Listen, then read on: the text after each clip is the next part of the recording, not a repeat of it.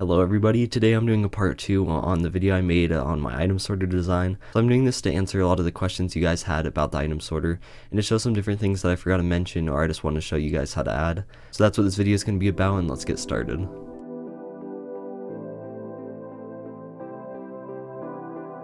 But real quickly before we start, this is the actual item sorter itself, and how you make it work is you just place in any items you want to sort here.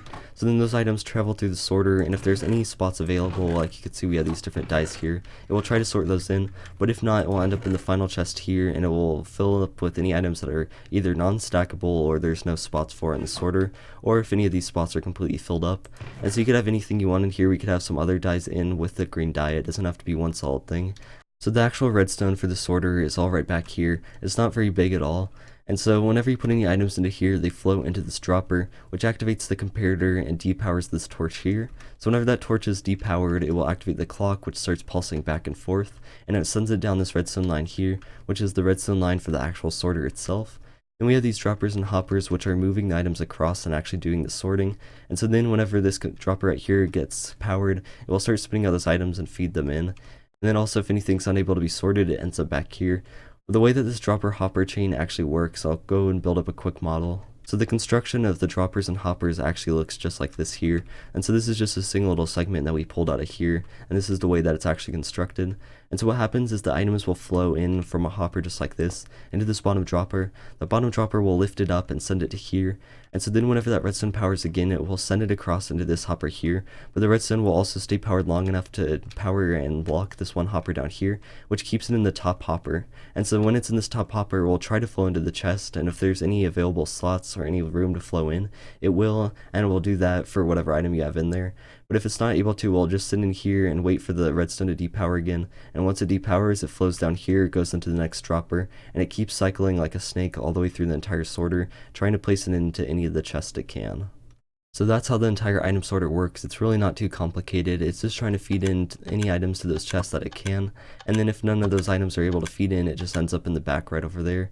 And so that's the entire thing, but I want to show you guys some other cool stuff you could do with it, like stacking it and adding turns and stuff like that. So we'll start off by showing some of the different clocks that you could use for the system itself. And so this is definitely the one I would recommend. This is a super simple one. All it is a torch with some redstone underneath it, and a repeater facing into a block with redstone dust on top of that. So all that's happening, if I turn this on, is that the torch powers, activates this line here, sends a signal along here which is delayed by a bit, and activates this here, which depowers the torch and stops the signal, and so it keeps cycling through, and it does this pretty quickly.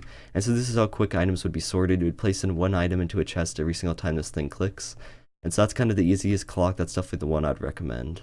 But if you want to go above and beyond with the clocks that you have, here's two that me and my brother designed. This is my brother's design. It's just a hopper with a non-stackable item that's moving back and forth. And so then when those items are moving back and forth, and because of the delay we have here, it just depowers this line just for a little bit of time, which means that it's mostly locked, which is important for this item sorter. That's something that you need to have. And so that's how that one works, and mine works in a similar way, where it does the same thing except to this torch right here. And it's important that you have a torch instead of a redstone line here, but obviously you would just run your redstone line out of the torch. The biggest problem with both these clocks here is that when the clock isn't active, both these are actually still powered, which gets pretty annoying because it means that the items going through the sorter, which is another thing that I need to explain in just a bit, but the items going through the sorter will actually end up here instead of sitting in one of the droppers. And so whenever those items are sitting there, that means that if you go and you want to grab a few of these, it will actually put an item, whichever item is in there, into here, even if it's not supposed to be there, which is something that can be pretty annoying. So you want the signal to be off, which is already taken care of by this one. But if you want to have that super quick clock, which this is the big thing about this one, is that this is as fast as you could possibly have it. And so if you want to have that clock, but you want to have it depowered when it's off, you need to build a little system kind of like this. So obviously there's lots of ways to do this, and this is probably actually really bulky.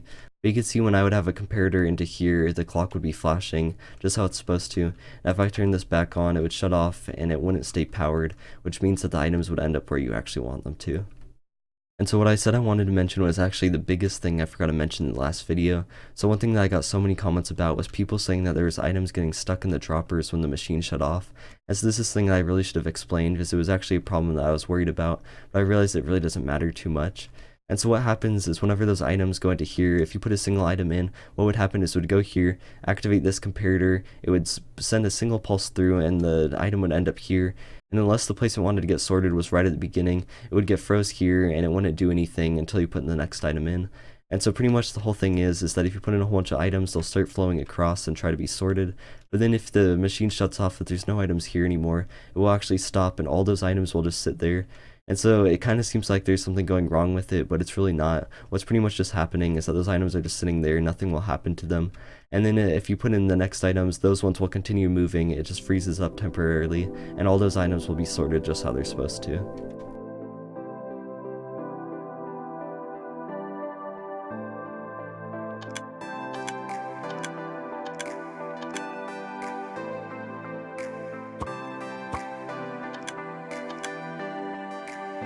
But even though that's an intentional thing that I think it doesn't really matter for the sorter, they'll just freeze up where they are, there is a solution to it which I think starts to get pretty annoying if you have a big sorter, but pretty much all you need to do is run the activator comparator, which is dependent on whether there's any items in here. You just need to have that comparator running into a pulse extender, which this is the way that you build up a pulse extender. It's pretty easy to build. It's just comparators kind of going in a circular motion. If you place a block here with one of the comparators pointing into it, you could place it either here or where I placed it right here. That will make it last a little bit longer. You could also place redstone here, but that will actually create a shorter pulse extender. And the longer you want the pulse extender to be, the more comparators you add in. So you could really extend this pretty far out. I don't know what the max is, but you could get a pretty long pulse extender. And if you have a super long item sorter and you want all those items to travel all the way along, even though there's no more items here, you're going to need a pretty long pulse extender to allow all those items to flow through. But this is a really simple version, and this pulse extender will work with a longer item sorter, but I hope you guys get the idea of how this works. The comparator activates this, which activates the pulse extender, which will instantly start the clock and start sorting items. But then when this comparator deactivates, the pulse extender will stay powered a little bit longer, which keeps the clock going a little bit longer and allows all those items to travel down the sorter even though there's no more items in here actually activating the system. So I know this is still a little weird, and I'd definitely just say that it's more work than it needs to be to place in one of these pulse extenders, so I'd definitely not recommend it. But if you guys do want to add it in, here's one way of doing it. There's obviously so many ways to do all these things, and if you wanted to have a longer item sorter and you needed a longer pulse extender, and so you would need a longer pulse extender if the items weren't able to travel far enough. And so you would just do that by adding in more comparators. Like I said, you could really extend this as far as you want, but this is kind of the idea of how you build it. You have the activator comparator, pulse extender feeding into the clock, and then the clock into the actual redstone here. And so another thing that I got asked is how to turn the system, which is a pretty important thing. I think this is something you guys should definitely know about. And so this is something that I actually did in one of my item sorters in the skyscraper in my survival world. And so how this thing works is it's really pretty simple. All you really have to do is just make sure that you have the redstone in the right spot and you don't have the repeater in the center here, as obviously it'd be really hard to make a turning repeater to loop around here. And so all you have to have is the redstone right here. There's a better visual of how this looks. The glass right here. And so you just have the system go running through right here. You have a redstone dot right there, and you just need to make sure to have the droppers next to that redstone dot, and then the hoppers in the very corner right here. So yeah, redstone in the corner, hopper in the corner, and you should be all good. And the one final thing is that with this turning outwards like this, you're not actually able to have a chest here. You could pick either of these two spots to have a chest, and so that's just because this hopper here is the one that's feeding into both the spots right here. And so you can only have this pointing one of the two directions, so I chose it to be pointing here, which you can see the little nub is pointing in this direction. And if I had it going this way, you could have the chest here, but there's no way to have it split off in two different spots. And so then we have the same thing for it turning inwards like this. And so this one gets a little bit more strange. So the actual dropper hopper thing is pretty much the same for this one. Actually, I guess there's something weird right here, where whenever you have these two hoppers in the corner, there's no chest for them to feed into, since these two chests right here are actually already taken care of. And so the easiest thing to do is just to have this hopper point down into the bottom hopper, which is where it's going to flow anyway. You could also have it pointing like this, but there's no reason to. There's no chest for it to flow into, so it really doesn't matter. So I'd recommend just having it like that there. And then the redstone, it gets a little bit more weird, where you have this going along here, and then instead of having this go into another little cell like these, you just add in this little bit here, which is just able to extend it across to here. So this dropper right here is taken care of by the redstone dot here. And then it goes all the way along to here, where this redstone dot takes care of the droppers here and the hopper right there. So these turns here really aren't too complicated. It's pretty much just turning the actual circuitry itself and just getting it to work with the chest here. So I'd definitely recommend just you going and testing yourself to see which way it works best for turning this. And so I'm pretty sure you could even have the hoppers here in the corner. I don't see what would really go wrong with that. But there's lots of ways to do all this stuff, so I'd really recommend just testing it. And if you guys want to see this actual physical build-up of how this thing works, I'd definitely recommend downloading this world, which I'll have in the description if you guys want to go check that out. And so the world I'll have is this world right here. I set up little demonstrations of each of the things I'm explaining in this video, so I hope that's pretty helpful, but you can really just get a pretty good idea of how this thing works just by looking at it here.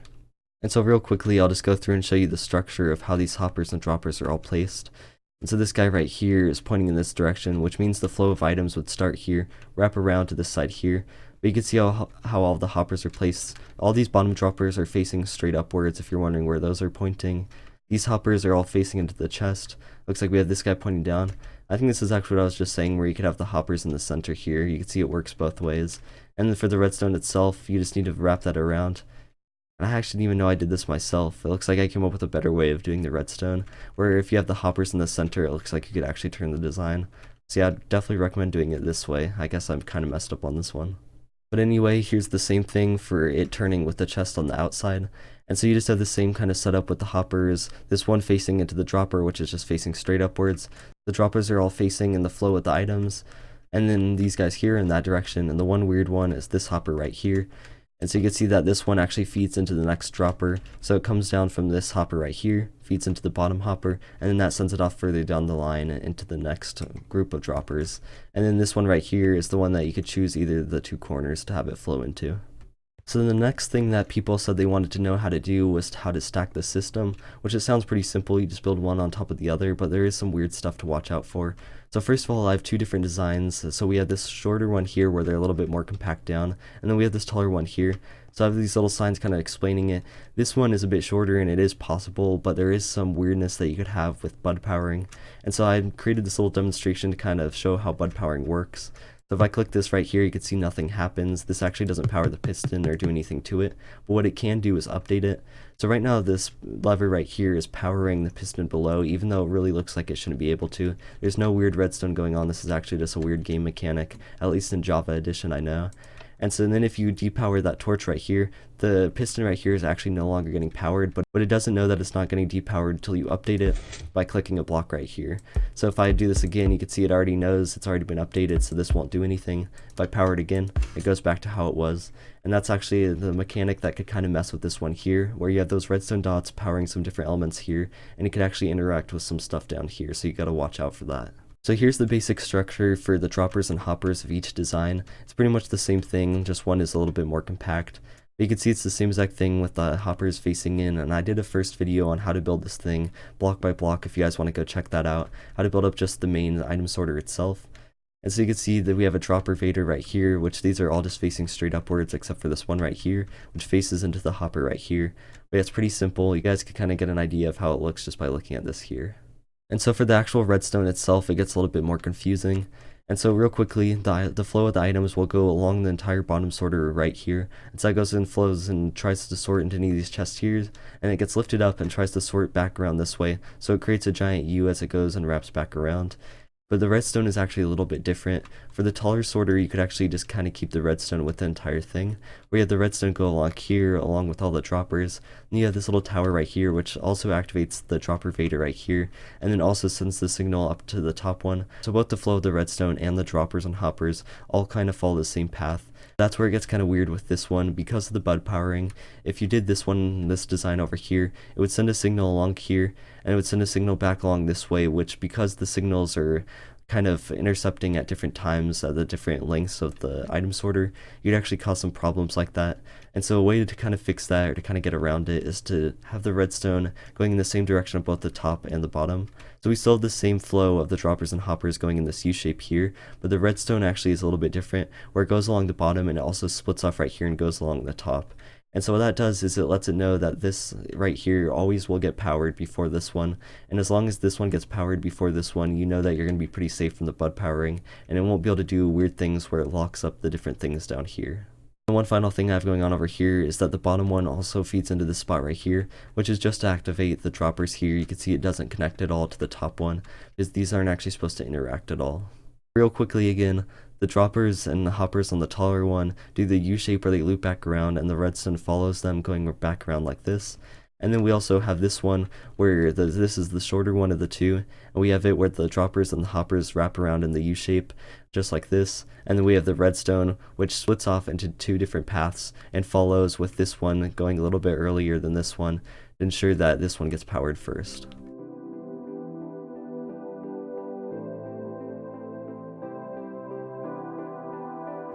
one quick user thing that I wanted to mention about the sorter is that if you want to go up and grab some items from the sorter, let's say that it's not sorting anything right now, the item sorter is actually dormant, all you have to do is go and grab an entire stack, right click on the space that you want to put it back in, and that will place another placeholder right in here, which means that the sorter is all still working, we don't have any empty slots. So you can do that for both these, and so that's pretty simple to do. You're able to pick up the entire thing, leave the slot empty for just a bit, but then just make sure you fill it back in. But it's a little bit different if the item sorter is actually active. If you do this, an item will actually try to fill in this spot because that's the way the item sorter works. And so one thing that you could do if you kind of want to grab some items while it's sorting is that you could keep right clicking like this. It's a little bit annoying, but that's one way to do it. The other way is just to be cheeky and try to quickly place in one of those before an item flows in. And if an item does flow in, you could just go put it back into the sorter, as we'll just sort it back through again. And so that brings me on to my final few things for the sorter, and one of my favorite parts about this entire thing is it's also customizable. You have the basic circuitry for the actual sorter itself, but then what you do after that is all up to you, so you guys could really do all you want. And so a few different things that I came up with to kind of upgrade your little system right here is to add in some stuff like this. So first of all, we have our input right here, which we have a 3 chest input, and this is actually a 3 large chest input. So we go and load in a ton of items and have those all get sorted through. So you could really put in as much of those as you want. You just have a hopper line here, and you have all those chests feeding into that hopper line. And the important thing is that all the items you have flowing into this hopper line just end up in the dropper, which is the starter dropper, which makes sure that you have all those items getting sorted and counted. And this is what you run the signal out of to actually have the clock. And so that's kind of the starter dropper, and it's the start of the system. And another thing I added in was this shulker box loader right here. So if I go quickly and I grab a shulker box, the cool thing about this thing is you're able to go and fill up this shulker box. You could have it sort here, it starts sorting in all the items you have placed in here. If I place in a few right here, you can see it actually starts snagging them out. And so that's pretty cool. Then another thing about this is that you can see how the items were just flowing out of here, but then if I click the button right here, you can see that the shulker box actually gets handed back to me and not sucked back into the hoppers. The way that I did that is just with this little circuitry right here. So we have some torches which are not powering the hoppers right here. When I click that button, it depowers this torch right here, allowing those 2 hoppers to get locked up by these torches getting powered here, and it also activates the pistons here just by activating this line of redstone. And so it powers those torches, locks the hoppers, extends the pistons, and launches it out to you where you could go and pick it back up. And another thing you could do is actually just click the button, not have any of that circuitry, just activate the pistons, and then that way the shulker boxes would get scooped up into here, and you could actually just have all the shulker boxes end up in the final chest here, since they wouldn't be able to be sorted with the rest of the items. And so then the things I wanted to show you for the end of the sorter, and so what I was just showing you now was the very beginning, the actual loading of the items into the sorter. And so then this is some stuff that you could do at the end. So the thing that I always like to do is add in this little light here. So if there's ever any items in here, it lets you know, so you could go and see what has been placed into here. But another thing you could do is just go in and add in a giant storage past that. It could be your non-stackable storage, it wouldn't be sorted, but you could just still have a giant storage past that. So this is just one simple way to do it. This is just a storage silo where any of those items will automatically flow down to the bottom chest and start to fill it from the bottom to the top. And there's so many things you could do with this. There's so many customizable things you could add to it, which is just what I like so much about it. It's simple and easy to build that you could customize it however you want. So kind of the final thing I want to say is that this world here will be in the description below, where you guys could go and check it out. I added in all kinds of interactive and demonstrational stuff where you go through and look at it all. There's also the physical build of everything I was talking about, so you can actually see how to build it firsthand. And then I'm also going to put in the world for the last video where I showed the core item sorter itself, how that thing works, and just kind of all that stuff that I had in the last video. So a quick thing I want to show you guys in this world is this thing you could go play with yourself. So if you download the world, you'll get to see how this thing works. I'll probably tell you guys if you really want to know. You can see I just clicked it, it activated the piston. Click it again, it does nothing. Click it there, it deactivated it. And it's almost impossible to predict. So if you guys want to check out how this thing actually works, and I'll give you a hint, it has something to do with this cube right above here. You could download the world and check it out yourself. One thing I wanted to mention is that there's definitely no secret buttons in the world that you could go and click if you download it yourself. Yeah, definitely nothing like that. Alright, well that's pretty much it for this video, guys. Thank you so much for the support on the item sorter video. It's honestly pretty insane to get 6,000 views on a video like that. And so I'm so thankful, and I'm glad that you guys really do like the design, and so that's why I made this video here. I really wanted to help you guys out with building the item sorter yourself. So you'll spawn into the world right here, and we have a little color-coded system where you could go and look at where everything is, and it will take you to all these different colored sections. So pretty much just thank you guys so much for watching. Thanks for checking out the last video. I hope you guys enjoyed this video. I hope it was helpful for building your item sorter. So thanks for watching, guys. I'll see you next time, and see you later. And just real quickly, if there's anything I forgot to mention about the item sorter, or anything you just want to know, let me know down in the comments, because I'll be reading through all of them and checking them all out. So thanks for watching guys, see you later.